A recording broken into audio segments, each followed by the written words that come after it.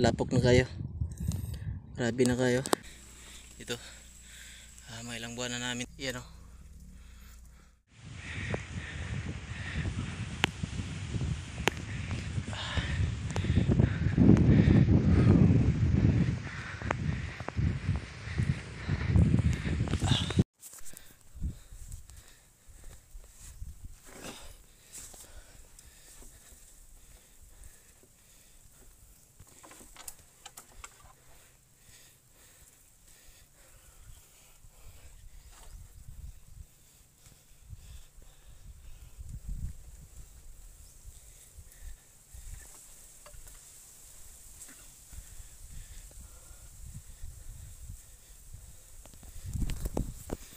Grabe mga kugi.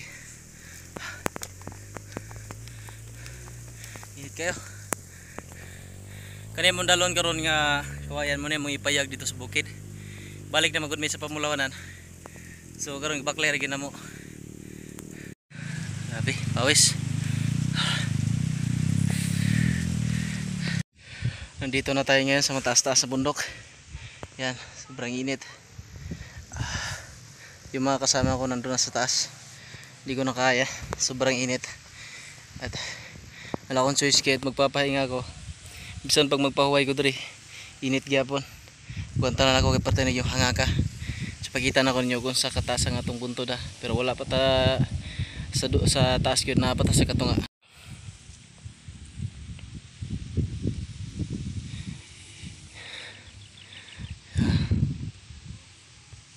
Mga guys, sa ubos nagtinilo ta, sakit na kaya akong tiil god. Gatinilo ta akong saka. So tara kaya na kaya akong tiil. Lapok na kayo. Grabe na kayo. Lapok na kaya akong tiil. So kinalagay ko magtinil kay pati mapun lapukag og kayo. O gamiton ako kung sanilas maputol magod po magbutas ko. Danlog kanang lapok kayo bitaw nya basa unang gatinila lang ko kay para pod makaagi ko sa kilid-kilid dili maputulong sa nila. So magbutas pa kuan ra gyapon kani mapuno og lapok. So gatinil ko kay makahig man dayon. Grabe na kay kakuan na tong til ka lapok. So karong mga oras ay pertinginita kay dari makita nimo pertinginita kayo. Agbantar ta kay warag lisod na kay balik. So tala padayon ta kay tuwa na sila si baba, wala na sila makita. Pero warag wala na naron. Wala na lagi kita buhok karon. Pulos bangag na niya, suki pa sila long. Kasing sa una ka puno na sinapli ng subaa. Oh. Kanang payaga dia? Ako ta maisan. Kana lagi oh? Diha gyud mi na standby daghang kay diha. Taga turbada. Kana lagi na palanas kaniyo. O kanang aning itong dapin sa maisan. O luka. Wa mi 36 diha kadlaw. Kana may isa na? O kanang dapin dire. Namay tayo to diha nga ko sa una. Di ako tungod nang nahagimit namulawan. Ay hindi. Di ba kana nay maisan? Kana nay murag nalabong nga hadaw no, hagimit man na dia. Kana sa ubos. Matours na namong baklay sulay kay ni gyud ang mo ang gibaklayan niya. Buntod kayo. So mo ni kita mo ni mo na ba piting buntura kay namo. So ang purpose maguna mo ani magama mi og balay kay butangan na mo og kaning makina. Kay nami ina nami makina nga ibutang kay para di nami maghulam-hulam. Di na pud maputol-putol ang trabaho. Steady na man trabaho. So mo ni makinabuhi og mangtanilay. Kana mo tanilya dugay na nag-operasyon. Ang pinakadakong halina mo dia is 40,000 sa isa ka semana sa ato pa nga panahon. Pero sa pagkakaron wala pa mi. Sugod na pod mi ibalik kay gipanaugan man kay gibawalan. Karon sugod na pod mi og saka diri. So muna yung mga akong trabaho sa dihang wala pa mi kuan kayo.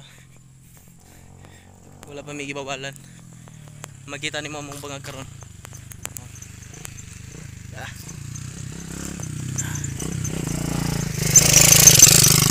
Grabe kayo diri. Buntod kayo. Inaigan ako buntod ng agogi. Yun na nakabuntod ang amang kwan.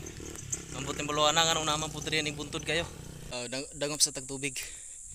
Kay grabe na kauhaw kanina raw mura nagugug makuyapan sa kauhaw. Munang sakit na kayo murag kit na kayo akong ulo. So almost 1 hour na mong baklay kay sige naman may pahoy-pahoy. Mura na kog malipong ato. Nga init pa jud kayo. So mo to. 2 hours din na mong baklay. Ika 2 hours na mo karon. Sa na oras. Time check murag alas 4 naman siguro. Yan kami to gay na. Sa pa to, udto pa kay to. Mama ko gi dagom sa tubig. So kani pong tubigan dari naagya pon siya mga bulawan pero kagmay lang kayo kansi og diri ka magloading para kanon plasiron. Susudlan ako ning hugaw nga botelya, hugasan lang po nato ni. Kay mo atong sudlag tubig. Grabe ka wow. Di silbi ko lay tubig. Balon-balon yung tubig kay murag mamatay eh. Grabe. So karon inom tag tubig. Anita diri sa sapa. Kini sa paapod. Limpyo kay ni dako kay ni tubod bugnaw kay ni diri kay ni bukid man eh. Sa diri. Mo ni man diri. Bugnaw kay ni diri mga kogi.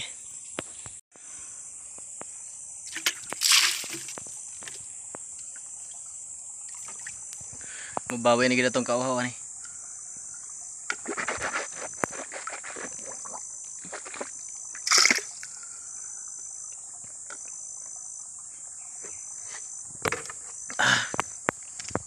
Warm up sa. Di sa tama ba na to ginom tubig. Di sa tama ba na to ginom tubig kay kanina ra kitang giwaw. Basig mabigla atong kuan. Tiyan. So mga ko grabe gyud kauhaw kanina ra gyud gihaw kayo. Kanina pa dito sa akong gibaklayan. So grabe. Makita nimo gun sa kaangaton nga mo ang gikuan diri. Among giangat diri grabe kaangaton kayo. Ambot na tingala po kung ano ang bulawan na magid sa bukid. So di po ko magmahay mga kugi kay kani nga mong tanil. Ni-income na pud mi ani sa una. Sa una lang ni bahin mi ani og tag di mo ubos sa tag 5,000 kada isa. Sulod sa isa ka semana. So napa to siya ay butong mo nang dali kami naka-production. So karon mga kugi sa wala balik na pud mi sa wala pa ni napaundangin. Grabe ni production na gid mi ani. So mo na gipadayon na mo karon. Gihakot na pud mi kay aron na nami ko galing magkina ug na pud mi ko galing payag.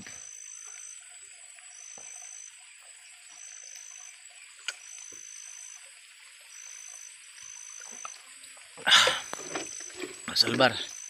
So ito mga kugi. Natambalan na tong kahaw. Balik na ta dito sa tong kan kay murag nangita na to tong kauban. Nakariti rin.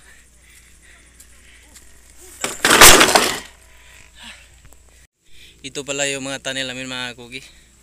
Ito. May ilang buwan na namin itong hindi na dalaw. Kaya ano na. Sayan mga kugi. Sayan mga kugi. Ito yung tunnel namin. Yan o. May mga stock pa kami silalim.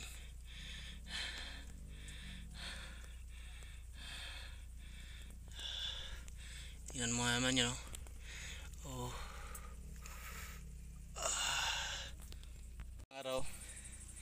Dito na iikot yung araw natin. Ito yung oras natin, yung pagbablog natin, pagtrabaho natin, pagabante. So dito na iikot lahat. Yung pagkain ko, trabaho ko sa araw-araw. So dito na malipat lahat ng pinagsikapan, pinaghirapan ko na gawin. So ito na mga kugi. So wala. Ito ang pinakadulo ng aking adventure. So babalik na ako dito. So mabalik na ko diri og abante sa sugod sa January. So thank you Lord. Makabalik na gyud ko diri sa akong tanil. Ug makabalik na po ko sa akong panginabuyan. Pasalamat ako ug pasalamat kay nakabalik ko diri.